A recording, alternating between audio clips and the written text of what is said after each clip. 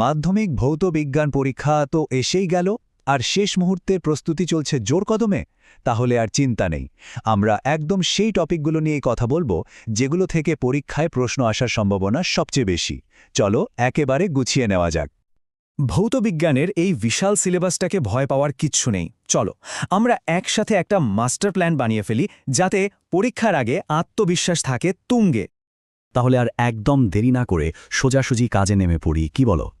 ভৌতবিজ্ঞানের এই বিশাল সিলেবাস থেকে ঠিক সেই প্রশ্নগুলোই আমরা ছেকে বের করব, যেগুলো পরীক্ষায় সবচেয়ে বেশি নম্বর এনে দিতে পারে। পড়াশোনা হবে স্মার্ট, টেনশন ফ্রি।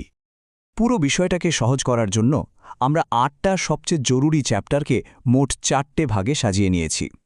আমাদের পরিবেশ আর গ্যাস, তাপ আর আলো, চলতরিৎ আর পরমাণুর কেন্দ্রক, আর শেষে রাসায়নিক গণনা। এইভাবে দেখলে রিভিশনটা খুব ঝটপট হয়ে যাবে। তো চলো শুরু করা যাক আমাদের প্রথম সেকশন দিয়ে, আমাদের পরিবেশ আর গ্যাস। দেখা যাক এই দুটো চ্যাপ্টার থেকে কোন প্রশ্নগুলো একেবারে মাস্ট ডু।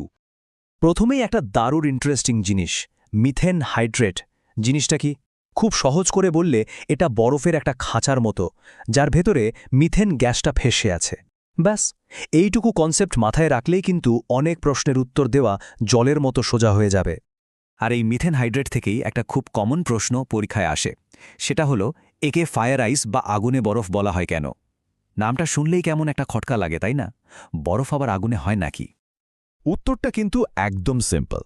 দেখতে এটা একদম বরফের মতো, কিন্তু এর ভেতরে যে মিথেন গ্যাসটা আছে সেটা দাহ, মানে ওটাতে আগুন জ্বলে। তাই যখন এটাতে আগুন লাগানো হয় দেখে মনে হয় যেন বরফটাই জ্বলছে। দারুণ ব্যাপার, তাই না? এবার আসি গ্যাসের আচরণে। গ্যাসের ব্যাপারে কথা বলতে গেলেই বয়েল, চার্লস, অ্যাভোগ্যাড্রো এই তিনটে সূত্রের কথা মাথায় আসে। আর এই তিনটেকে মিলিয়ে তৈরি হয়েছে আদর্শ গ্যাস সমীকরণ, PV = nRT। এই একটা ইকুয়েশন জানলেই গ্যাসের চাপ, আয়তন, উষ্ণতা নিয়ে প্রায় সব সমস্যার সমাধান করা যায়। এটা কিন্তু খুব খুব জরুরি। চার্লসের সূত্র থেকে পরম শূন্য উষ্ণতার মান বের করা, এটা পরীক্ষার একটা পেটেন্ট করা প্রশ্ন বলতে পারো। স্টেপগুলো খুব সোজা। প্রথমে সূত্রটা লিখতে হবে, তারপর V বনাম T এর একটা গ্রাফ আঁকতে হবে। এরপর গ্রাফটাকে শুধু পেছন দিকে টেনে নিয়ে যেতে হবে। যেখানে গিয়ে গ্রাফটা উষ্ণতার অক্ষকে ছেদ করবে, মানে যেখানে গ্যাসের আয়তন থিওরিটিক্যালি শূন্য হয়ে যাবে, সেটাই হলো পরম শূন্য উষ্ণতা, -273°C। এই প্রমাণটা কিন্তু ভালো করে প্র্যাকটিস করতেই হবে। বেশ, প্রথম সেকশন তো হলো। এবার আমাদের দ্বিতীয় স্টপ, তাপ আর আলোর বিভিন্ন ঘটনা। চলো দেখি এই দুটো চ্যাপ্টার থেকে কোন কোন টপিকগুলো একদমই ছাড়া যাবে না। তাপের চ্যাপ্টারেই প্রসারণ গুণাঙ্কের সম্পর্কটা কিন্তু ভীষণ জরুরি। দৈর্ঘ্য, ক্ষেত্রফল আর আয়তন প্রসারণ গুণাঙ্ক, মানে আলফা, বিটা আর গামার মধ্যে একটা খুব সুন্দর সম্পর্ক আছে। আলফা β/2 γ/3। এই ছোট্ট ফর্মুলাটা মাথায় রাখলে অনেক অঙ্ক নিমেষে হয়ে যাবে। এরপর আসছে তাপ পরিবাহিতাঙ্ক। কোনো একটা জিনিস কতটা সহজে নিজের মধ্যে দিয়ে তাপ যেতে দেয়, সেটাই হলো তার তাপ পরিবাহিতাঙ্ক। সংজ্ঞাটা তো জানতে হবেই, কিন্তু তার থেকেও বেশি ইম্পর্ট্যান্ট হলো এর SI একক, ওয়াট পার মিটার কেলভিন। এই এককটা লিখতে ভুল করলেই নম্বর কাটা যাওয়ার চান্স থাকে। এবার আলো। আর আলোর চ্যাপ্টার থেকে একটা প্রশ্ন প্রায় প্রতি বছরই ঘুরিয়ে ফিরিয়ে আসে। সেটা হলো, অবতল দর্পণের ক্ষেত্রে প্রমাণ করো যে ফোকাস দূরত্ব F তার বক্রতা ব্যাসার্ধের R অর্ধেক, মানে F = R/2। এর জ্যামিতিক প্রমাণটা স্টেপ বাই স্টেপ ভালো করে তৈরি করে রাখতে হবে। চোখের দুটো প্রধান ত্রুটি, হ্রস্বদৃষ্টি আর দীর্ঘদৃষ্টি, এগুলো থেকে প্রশ্ন আসবেই। এখানে আমরা দীর্ঘদৃষ্টি বা হাইপোমেট্রোপিয়া নিয়ে কথা বলছি। এতে কি হয়? কাছের জিনিস দেখতে অসুবিধা হয়, কারণ প্রতিবিম্বটা রেটিনার পেছনে তৈরি হয়। এর সমাধান কি?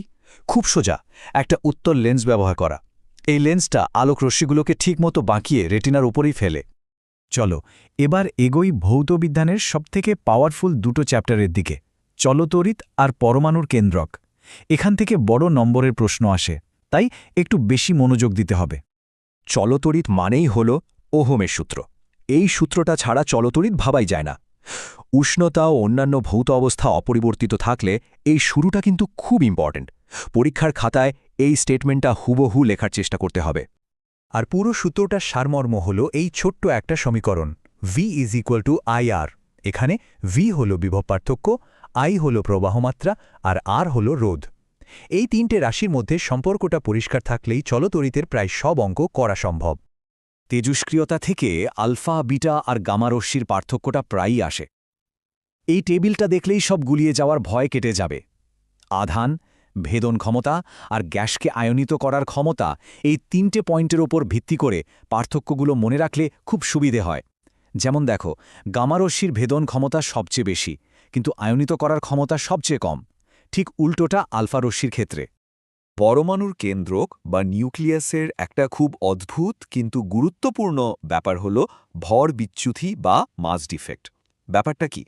একটা নিউক্লিয়াসের মধ্যে যে প্রোটন আর নিউট্রন থাকে তাদের মোট ভরের থেকে আসল নিউক্লিয়াসটার ভর একটু কম হয়।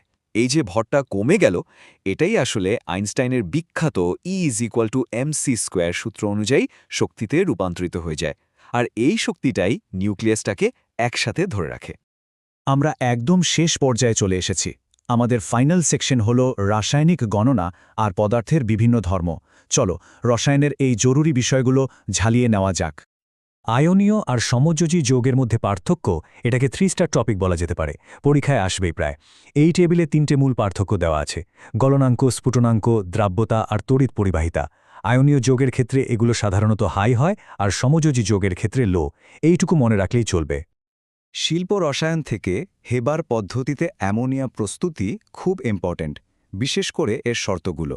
যেমন অনুঘটক হিসাবে লাগে আয়রন চূর্ণ, উদ্দীপক হিসেবে মলিবডেনাম, আর তাপমাত্রা লাগে প্রায় 450 থেকে 550 ডিগ্রি সেলসিয়াস, আর চাপ প্রায় 200 অ্যাটমসফিয়ার। সমীকরণটা সহ এই শর্তগুলো কিন্তু মাস্ট। তাহলে আমরা যে বিষয়গুলো নিয়ে আলোচনা করলাম, এগুলো যদি ভালো করে আয়ত্তে আনা যায়, তাহলে ভৌতবিজ্ঞানের প্রস্তুতি কিন্তু একেবারে জমাট হয়ে যাবে। আর শুধু নম্বর নয়, পরীক্ষার আগে যে আত্মবিশ্বাসটা দরকার সেটাও বেড়ে যাবে অনেকখানি। সবশেষে একটা অন্যরকম প্রশ্ন। পরীক্ষার কথা কিছুক্ষণের জন্য ভুলে গিয়ে ভাবা যাক তো, বিজ্ঞানের কোন ধারণাটা আমাদের সবাইকে সবচেয়ে বেশি অবাক করে বা ভাবতে শেখায়? এই ভাবনাটা থাকলো। পরীক্ষার জন্য অনেক অনেক শুভকামনা।